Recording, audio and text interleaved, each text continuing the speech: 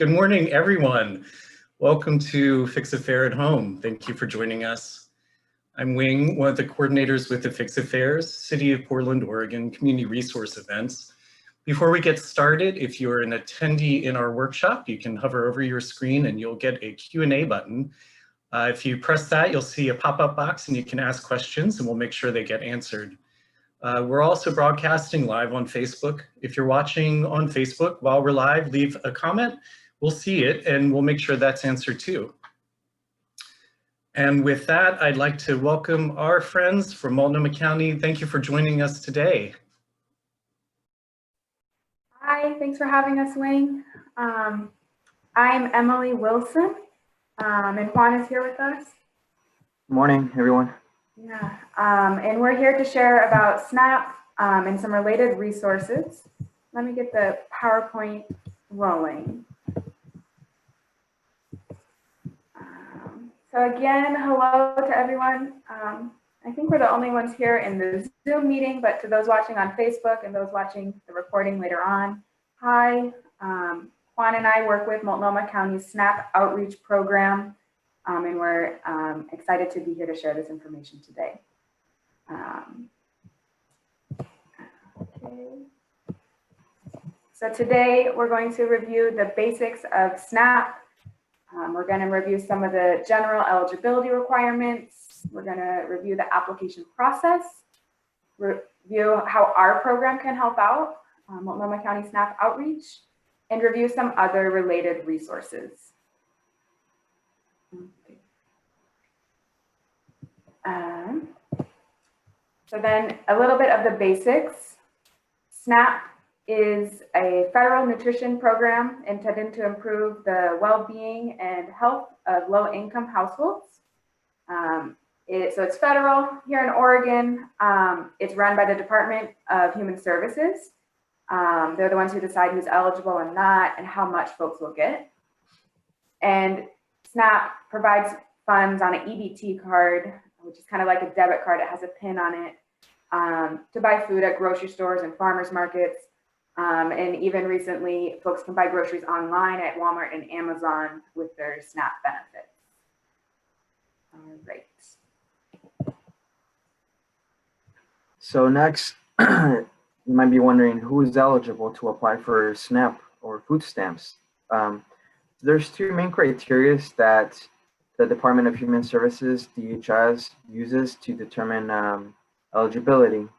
And that is the household size. So DHS defines household size by anybody who buys, prepares, and eats food together. And the other criteria is the monthly gross income. So for instance, for a household of two, they should be making no more than $2,658 a month. If they're making less, then more than likely they're eligible and they can go ahead and apply. And if they're making more, then looks like they're over the limit. And so there's a few examples of what DHS counts as income. One is working from, if they're working, they have a job, that money is considered income. If they're receiving unemployment benefits, that's another example of income. Or SSI, Social Security income, Social Security disability. Those are, two items that are considered as income. Same with child support. If someone's receiving child support, that will also be considered as income. And just any money, any sort of income coming into the household is considered income. So next, we'll be talking about other factors that DHS takes into consideration when determining eligibility.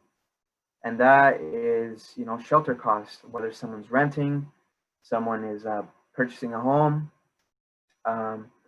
if they have any utility costs, water, sewer, garbage, electricity, gas, for example. If anyone is having to pay court-ordered child support, that's also taken into account. Same with any child or dependent care cost will be counted And for those who are over 60, any medical costs that is paid out of pocket can be considered a determining factor for eligibility. Now, items that will not be taken into account or will not affect the eligibility are house mortgage, car loans, or any sort of funding, any bank savings. And I will tell you also, there are other eligibility factors for college students and some for immigrants and non-US citizens. So that's something to keep in mind as well.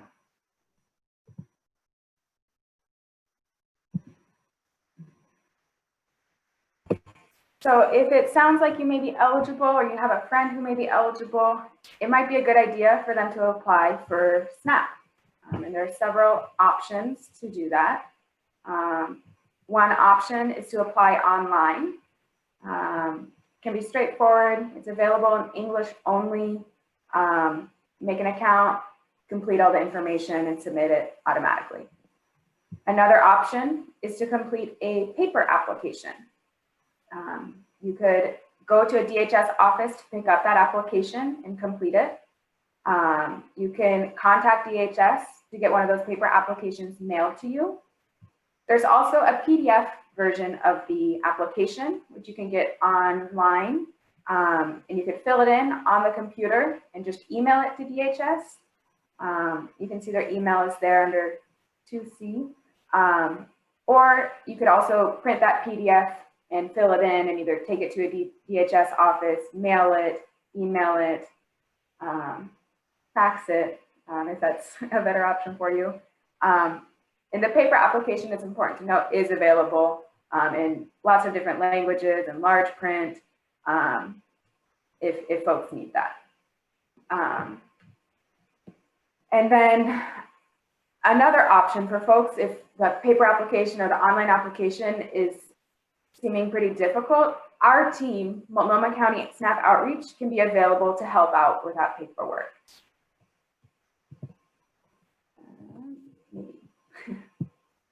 There we go. If you want some extra help with the paperwork, or you have general questions about the application process, our team, Multnomah County SNAP Outreach, may be able to help out. It's important to note that we are not part of the Department of Human Services, DHS. We do not determine eligibility.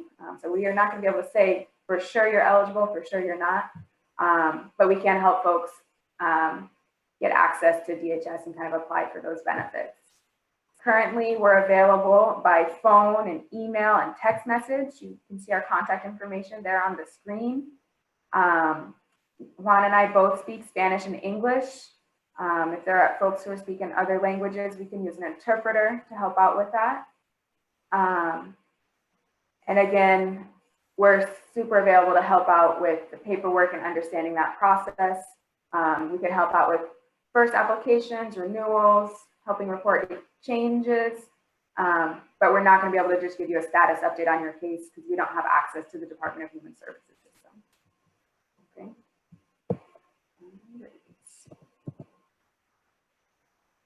So if you decide to go ahead and apply for SNAP through us, Multnomah County, here's a graphic of how the process looks like. So like Emily mentioned, we're doing things by phone right now. So we'll go ahead and schedule an appointment ahead of time. And then once that, that day comes, we'll complete the application and ask for folks to have, if they're working, 30 days worth of pay stubs and their social security numbers ready for them to, for us to use on the application. And once we're done completing the application, we will email the application to DHS, the Department of Human Services, which will then DHS potentially call you for a phone interview, depending if there's any questions or concerns that they might have. Otherwise, expect two pieces of mail, one determining your eligibility And 2, if you're eligible, then the second letter would be the EBT card or the Oregon Trail card, along with instructions on how to activate the card. And that also leads to number 3, pick up the Oregon Trail card, which is another option. Folks can go into the DHS office and pick up an Oregon Trail card, or get it mailed in to your house. And it's very important that during this, once you're eligible for the 6-month mark, there will be paperwork that will be sent to you. The DHS automated system, which is called the interim change report. And the one thing to know is that those reports are not always sent out due to technological error. But keep in mind that during the 6-month mark, you must renew your benefits. And like Emily mentioned, we can also help with that paperwork. So feel free to give us a call when that time comes. Next, if there's any questions, we can go ahead and answer a few questions. Hey, this is Wing with the Fix It Fair. I do see a question come in. The question is, if I am still waiting for my unemployment to be processed but haven't received it, does that count as income since I will get it eventually, or can I still get help now?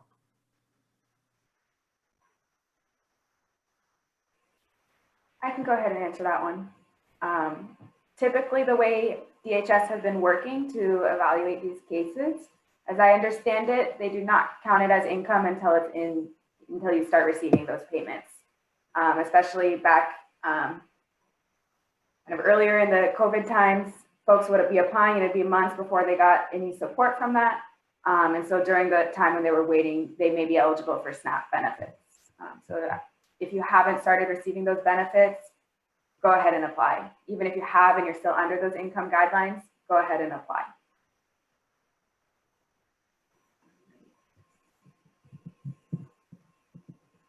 Should we keep going for now, maybe? Yeah, I think keep going. Okay, thanks. Okay. So next, the first part was talking about SNAP and eligibility, but there are other reasons why folks should apply for SNAP. There's, in addition to the SNAP or the food dollars that you'll be receiving from SNAP, there's other programs that folks can be eligible if they're SNAP participants.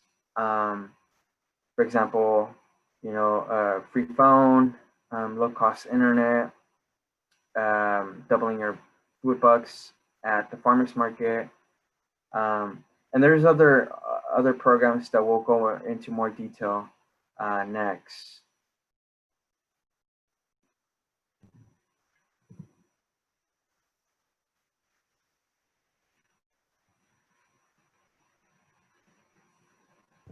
Sorry, I'm a little slow to unmute.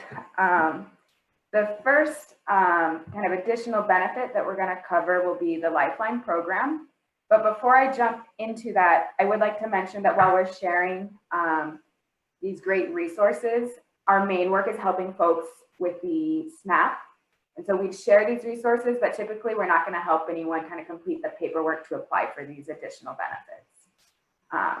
But they are really great, and we'll share the information here on how to get access to those. So like I mentioned, the first one we're covering is the Lifeline program, which is through the Oregon Public Utility Commission. And if eligible, you can get a free cell phone and data with 3 minutes as well. Or you can get monthly discounts on a phone bill or broadband bill.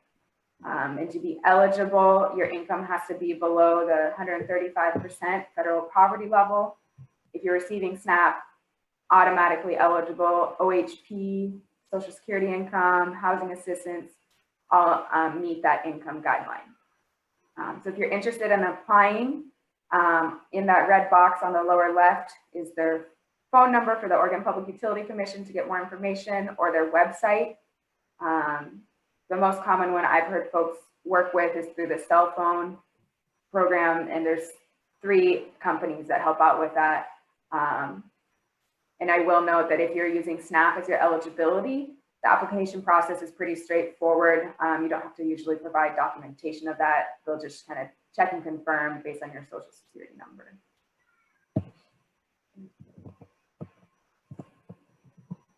And then Internet Essentials is another great program.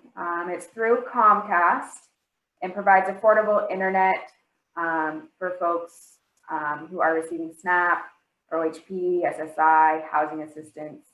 And if eligible, folks can get $995 per month plus some taxes for internet and also a discount on a computer. There are some additional kind of criteria. You have to live somewhere where Comcast is available and not currently be an Xfinity member or Comcast member. And then again, to apply, you can give them a phone call or check out their website, again, in that red box, this time on the right, for more information.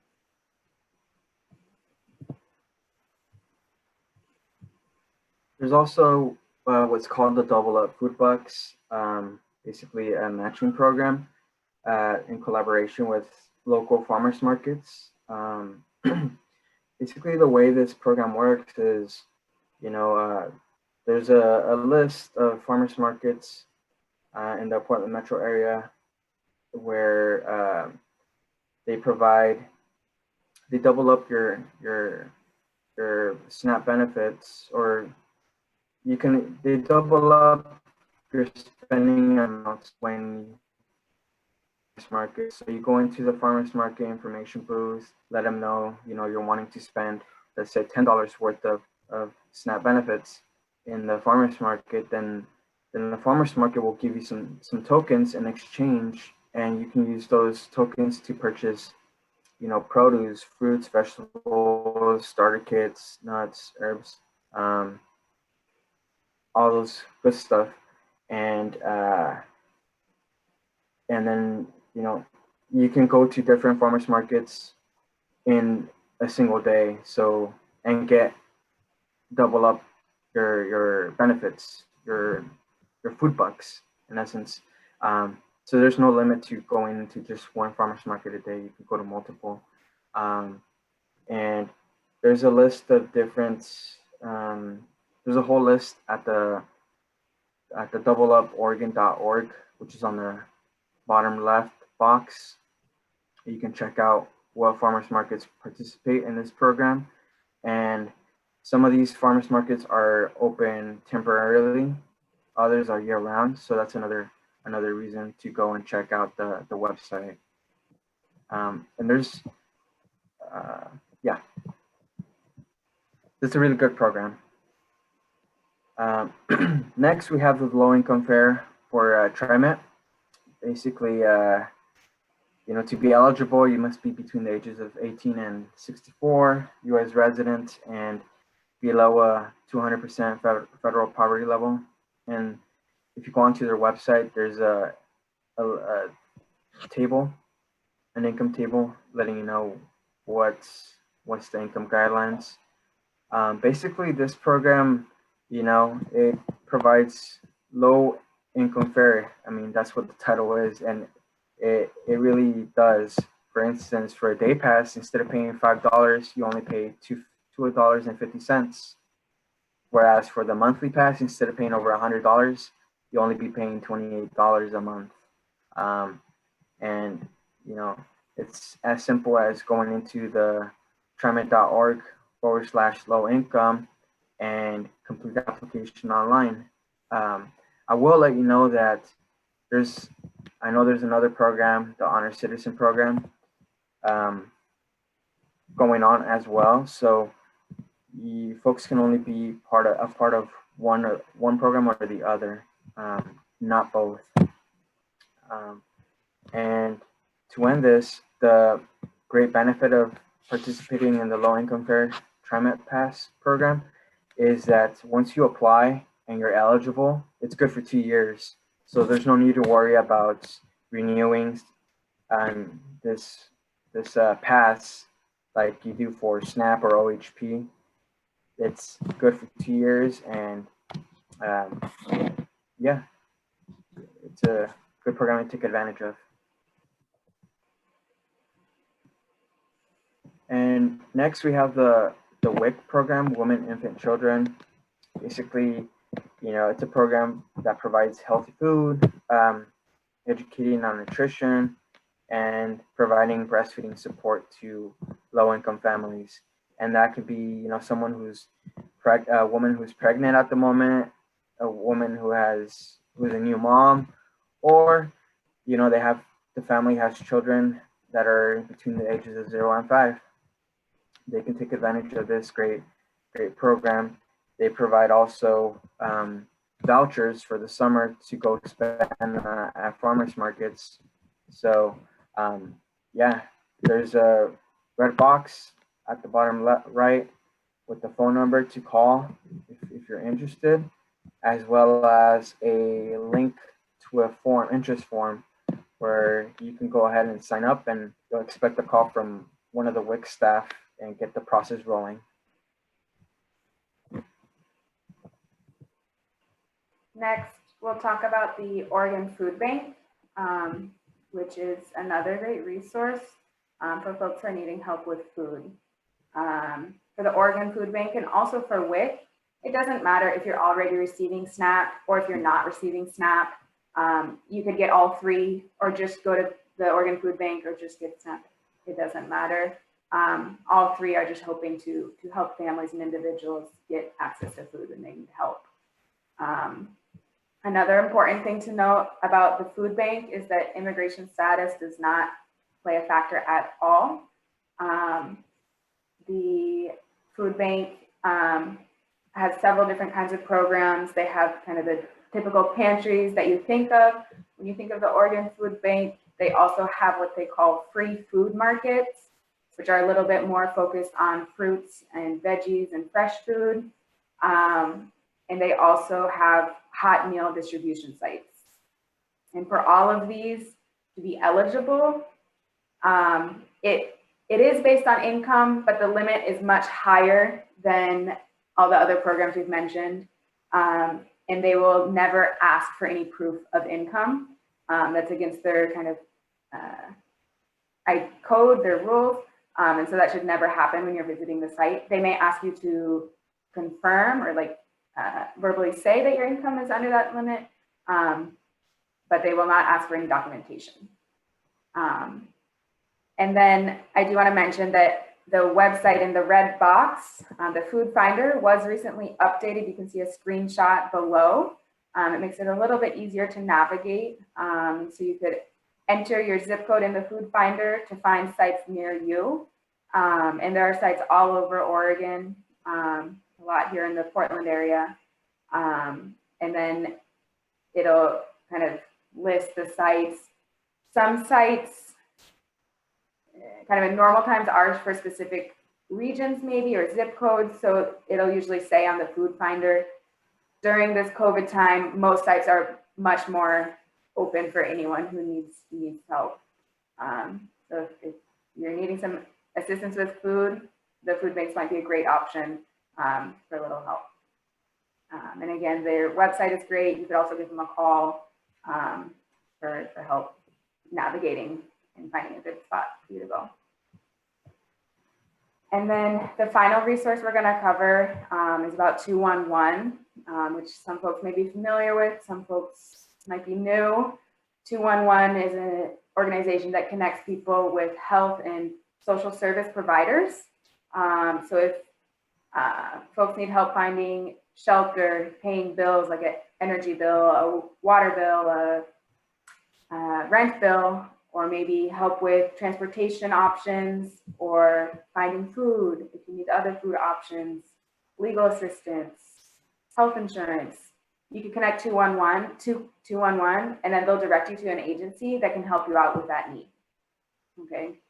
And so to connect with 211, you could just dial 211 on your phone and call them. You could text your zip code to 898-211. You could email them, or you could visit their website. They have you call it like a database of all their information, that's accessible for folks on their website.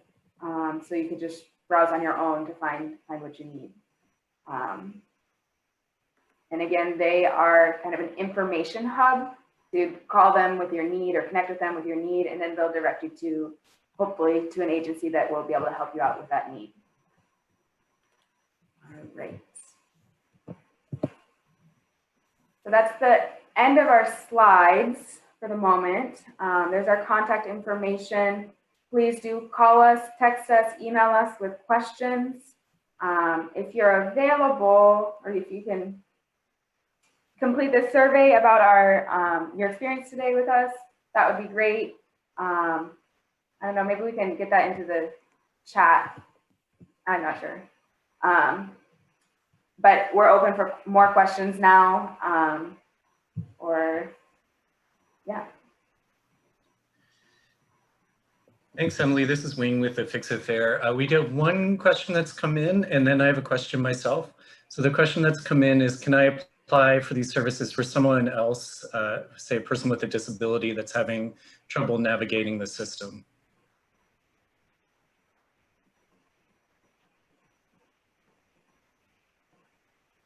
Juan, you want to go, or should I? Yeah, I'll go ahead and answer. Yeah, so we can definitely help folks who are disabled and they're having trouble navigating through the system. Our program basically helps anybody. It could be, you know, someone who's a family, an individual, someone who's houseless. We help anybody. So that hopefully that answers your question. And also I noticed that it was someone who's disabled.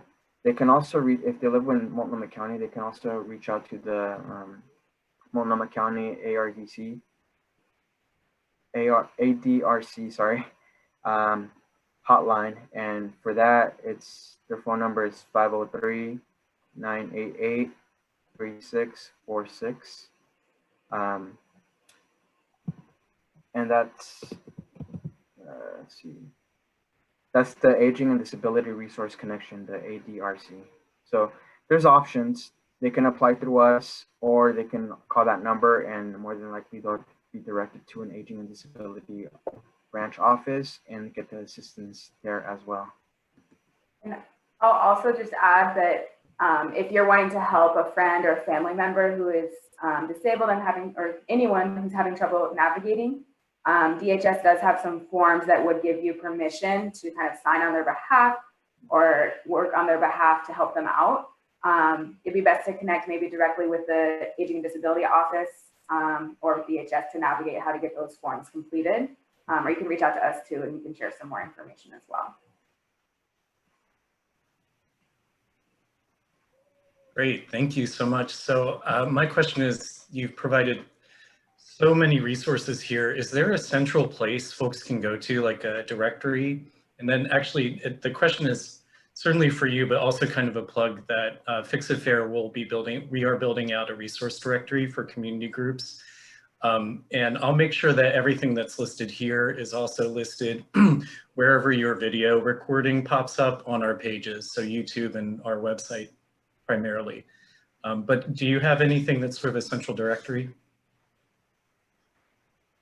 For these additional resources, on that first slide we showed, let me see if I can get back there, hang on just a sec.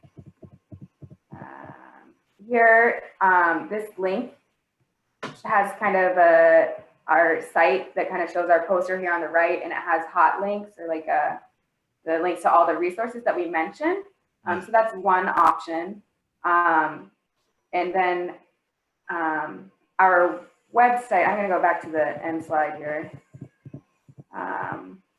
We don't have our website listed here, but it's multco.us/snap, has kind of the general SNAP information. And then there are a lot of general resource websites out there through 211, Street Routes, and I think there's a few others out there as well. Maybe I can get Wing some of those links to share. Yeah, that would be great. And I will absolutely make sure that those links sort of stay with this video over time. So thank you, that's appreciated. All right, well, Emily and Juan, I think that we'll wrap it up if that's okay with you. Thank you so much for joining us. And I will see you later today. Thanks for having us. Absolutely. Thank you so much. Yes, thank you.